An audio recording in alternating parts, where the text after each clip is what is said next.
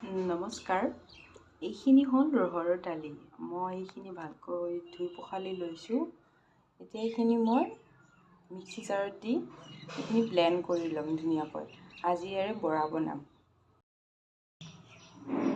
এয়া নিমখ লৈছোঁ।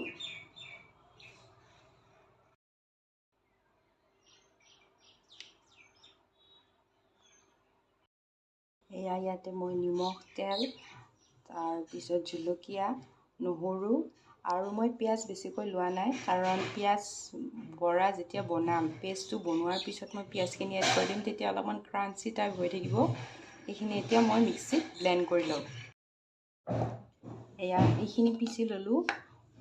গোটেই মানে মিহি কৰা নাই, মানে অলপমান দৰদৰীয়া টাইপ হৈ থাকিলে ভাল লাগে, সেইকাৰণে। আৰু ইয়াতে পিঁয়াজ আছে, পিঁয়াজ এটা মই এতিয়া কাটি ল'ম।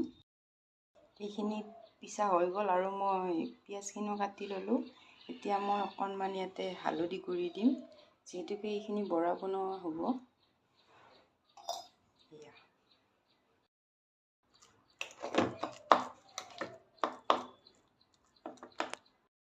এয়া বৰ ভাজিবৰ বাবে কেৰাহীখন উঠাই দিলোঁ, তেল অকণমান দিছোঁ, গৰম হ'ব দিছোঁ।